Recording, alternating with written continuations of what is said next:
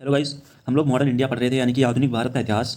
इसमें हम लोग 2 पार्ट कर चुके हैं। आज हम लोग इसका तीसरा पार्ट पढ़ेंगे, ब्रिटिश साम्राज्य का उदय। तो भारत में सबसे पहले कौन आए? पुर्तगाली आए।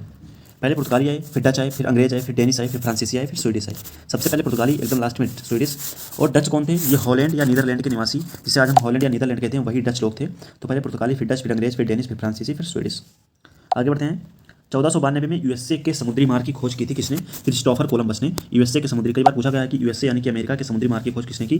तो क्रिस्टोफर कोलंबस ने की थी 1492 में। कोलंबस कहाँ का निवासी था? स्पेन का निवासी था। और उस समय, जिस समय खोज हुई, समय स्पेन की महारानी थी ईसाबेल। ईसाबेल।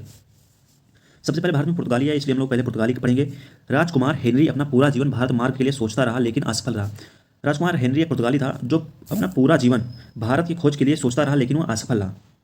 1487 में बार्थोलोमेव डियाज ने उत्तर महासा अंतरिक्ष की खोज की थी, कैप ऑफ गुड होप जिसे हम कहते हैं। तो पूछा गया है कि उत्तर महासा अंतरिक्ष की खोज किसने की थी, जिसे कैप ऑफ गुड होप हम कहते हैं। तो इसकी खोज बार्थोलोमेव डियाज ने की थी 1487 में। इसके बाद 17 मई 1498 को वास्को डिगामा ने भारत यूरोप के व्यापारिक मार्ग की खोज की। तो भारत की खोज क्या कह सकते हैं हम? वास्को डिगामा ने की, कब की? 17 मई 1498 को। और इसी कैप ऑफ गुड होप उत्तर महासा अंतरिक्ष के रास्ते से भारत में आया था। कालीकट केरल सबसे पहले पहुंचा, कालीकट बंदरगाह पे केरल में। हिंदू शासक उस समय वहाँ का जमेरियन था केरल में, और वास्को डिगामा का स्वागत किया था जमेरियन ने वहीं पे।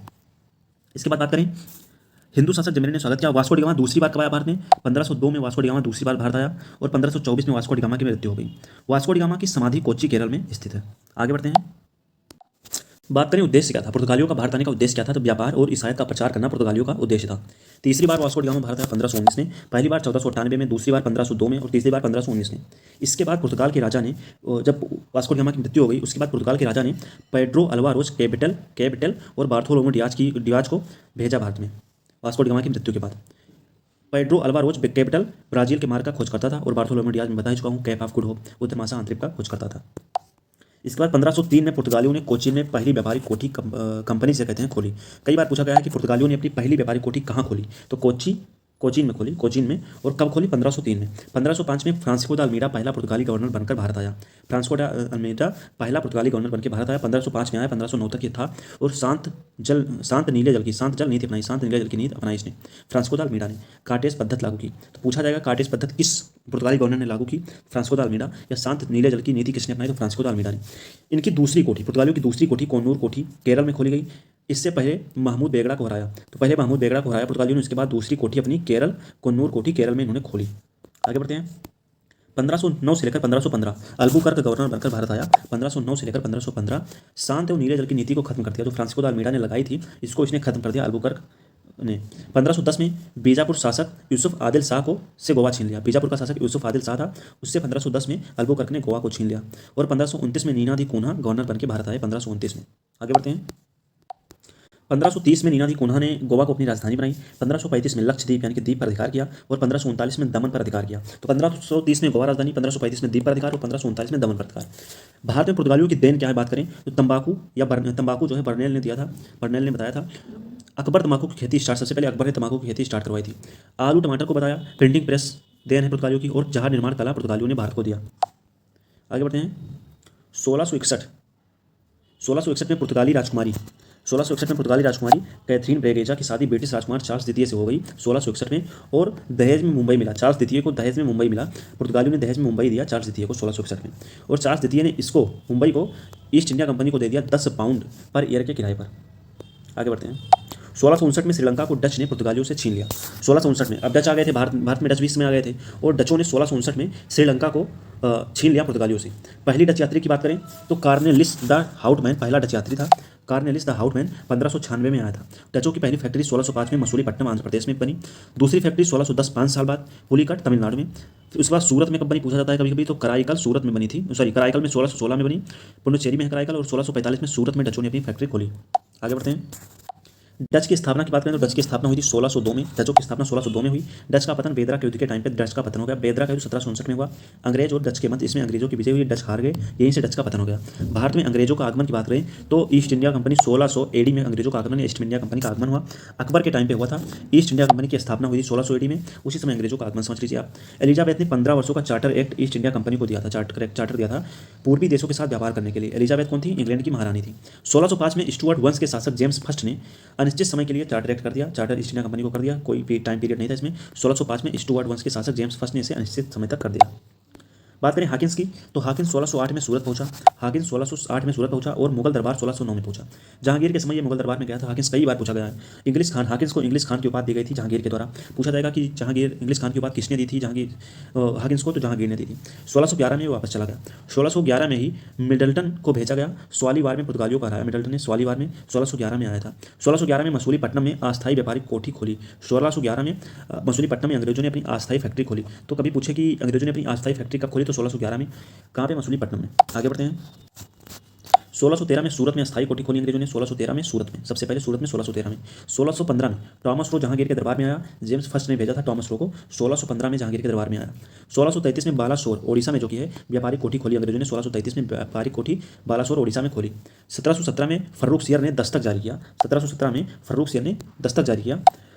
इसमें दस्तक के समय शिष्टमंडल आया। फर्रुख सियर ने इसी समय फर्रुख सियर के समय शिष्टमंडल आया और इस शिष्टमंडल के अध्यक्ष कौन थे? जॉन सेरेमन थे। इस दस्तक में क्या था? 10,000 वार्षिक में सभी कर माफ हो जाएंगे, जो फर्रुख सियर के द्वारा जारी किया गया था। 10,000 वार्षिक दे दो, सभी कर माफ हो जाएंगे। और 3,000 में बंगाल, उड़ीसा, बिहार में कर मुक्त व्यापार कर सकते हैं आप। दस्तक में था ये। दस्तक के कारण हुआ ये कि कर मुक्त व्यापार का आदेश हो गया। और प्लासी प्लस बक्सर का युद्ध इसी दस्तक की देन है। तो पूछेगा प्लासी और बक्सर का युद्ध किसकी देन है या किसके कारण हुआ? दस्तक उसका मुख्य कारण था, जो कि फर्रुख सियर के द्वारा जारी किया गया था। इसके बाद भारत में आए डेनिस। 1616 में भारत आए। 1616 में भारत आए और इन्होंने पहली फैक्ट्री अपने 1620 में टेंको बार तमिलनाडु में लगाई डेनिसों ने। फ्रांसीसी आए 1668 में। सबसे पहले पहली फैक्ट्री उन्होंने फ्रैंकोइस कैरो गुजरात में लगाई। आगे बढ़ते हैं। कर्नाटक युद्ध के बारे में हम लोग समझेंगे। कर्नाटक युद्ध कब किसके मध्य कैसे हुआ? तो कर्नाटक युद्ध हुआ फ्रांसीसी और अंग्रेजों के मध्य। राजधानी कर्नाटक की अर्काट थी। अंग्रेज का हेडक्वार्टर की बात करें तो मद्रास में था। अंग्रेजों के गवर्नर मॉर्स थे और ईस्ट इंडिया कंपनी एक प्राइवेट कंपनी थी। फ्रांसीसियों का हेडक्वार्टर था पुडुचेरी में। मद्रास पुडुचेरी बंदरगाह कर्नाटक के अधीन था। पहले कर्नाटक युद्ध की बात करें तो पहला कर्नाटक युद्ध जो हुआ 1740 से 48 तक हुआ। 8 सालों तक चला पहला कर्नाटक युद्ध। 8 सालों तक चला, 1740 से 48 तक। फ्रांसीसी और इंग्लिश के मध्य हुआ था। इसमें फ्रांसीसियों की जीत हुई। इसका कारण क्या था? ऑस्ट्रिया का युद्ध चल रहा था उसमें, ये इसका कारण था। और तत्कालिक कारण क्या था? अंग्रेज बर्नोट ने 2 फ्रेंच जलपोत अपने कब्जे में कर लिया था। इसीलिए पहला कर्नाटक युद्ध हुआ 1740 से 48 में। फ्रांसीसी और अंग्रेज के मध्य, इसमें फ्रांसीसियों की जीत हुई, अंग्रेज हार गए। 1741 में डुप्ले भारत आया, जो कि फ्रांसीसी गवर्नर था। 1741 में डुप्ले ने ला बुडाने की मदद से मद्रास को अपने कब्जे में ले लिया। ला बुडाने कौन था? ये मॉरिशस का गवर्नर था और डुप्ले ने ला बुडाने की मदद से इसको मद्रास को अपने कब्जे में ले लिया। सेंट टॉमे का युद्ध हुआ 1748 में। सेंट टॉमे का युद्ध पूछेगा कभी कब हुआ, तो 1748 में हुआ, जब कर्नाटक का पहला युद्ध समाप्त हुआ। पहला कर्नाटक युद्ध उसी समय सेंट टॉमे का युद्ध 1748 में। बात करें सेंट टॉमे के युद्ध की, तो ये महफूज खान और पैराडाइज के मध्य लड़ा गया था। महफूज खान इसमें हार गए और पैराडाइज की विजय हुई। पैराडाइज एक फ्रांसीसी था और महफूज खान अनवर उद्दीन का बेटा था महफूज खान। 1748 में एक्सला सैपेल की संधि हुई। 1748 में पहला कर्नाटक युद्ध खत्म होते ही एक्सला की संधि हुई 1748 में। इस अंग्रेज और फ्रांसीसियों की मध्य हुई। अंग्रेजों को मद्रास मिला और फ्रांसीसियों को लुई वर्ग अमेरिका मिला। दूसरा कर्नाटक युद्ध हुआ 1749 से 54, 5 सालों तक चला युद्ध। दूसरा कर्नाटक युद्ध 1749 से 54, 5 सालों तक चला। हैदराबाद का निजामुल मुल्क के बेटे का नाम था नासिर जंग और ये ईस्ट इंडिया कंपनी की तरफ से लड़ रहा था। और निजामुल उल के पोते का नाम था मुजफ्फर जंग, या फ्रांसीसियों की तरफ से लड़ रहा था। तो इसके बेटे अलग ईस्ट इंडिया कंपनी की तरफ से और इसका पोता मुजफ्फर जंग फ्रांसीसियों की तरफ से लड़ रहे थे। हैदराबाद का निजामुल मुल्क। दूसरा कर्नाटक युद्ध था 1749 से 54, 5 साल तक। कर्नाटक की गद्दी पर उत्तराधिकारी युद्ध हुआ। कब हुआ? अनुरुद्दीन। और इसमें विजय किसकी हुई थी? फ्रांसीसियों की विजय हुई थी। कर्नाटक के दूसरे युद्ध में फ्रांसीसियों की जीत हुई थी और ईस्ट इंडिया कंपनी की हार हुई थी। कर्नाटक की गद्दी पर उत्तराधिकारी युद्ध की बात करें तो इसकी पर अनुरुद्दीन प्लस ईस्ट इंडिया कंपनी एक तरफ थे, चंदा साहिब और फ्रांसीसी एक तरफ थे। इसमें ईस्ट इंडिया कंपनी की विजय हुई थी या अनुरुद्दीन की कह सकते हैं, और चंदा साहिब फ्रांसीसी की हार हुई थी कर्नाटक की गद्दी पर उत्तराधिकारी युद्ध में। 1749 में अंबर का युद्ध हुआ। अंबर का युद्ध अनुरुद्दीन मारा गया इस युद्ध में। अंबर का युद्ध हुआ 1749 में, इसमें अनुरुद्दीन मारा गया। आगे बढ़ते हैं। अंबर के युद्ध में नासिर प्लस अनवरुद्दीन एक तरफ थे, East India Company Nasir Anwaruddin एक तरफ थे, और फ्रांस मुजफ्फर और चंदा एक तरफ थी। इसमें ये विजय हुए फ्रांस लोग, और ईस्ट इंडिया कंपनी की हार हुई और इसी में अनवरुद्दीन की हत्या हो गई। पांडिचेरी संधि की बात करें, पांडिचेरी संधि हुई 1754 में। एनालिसिस फ्रांसीसी की जीत से संधि हुई थी 1754 में पांडिचेरी संधि, और 1753 में डुप्ले को वापस बुलाया गया था।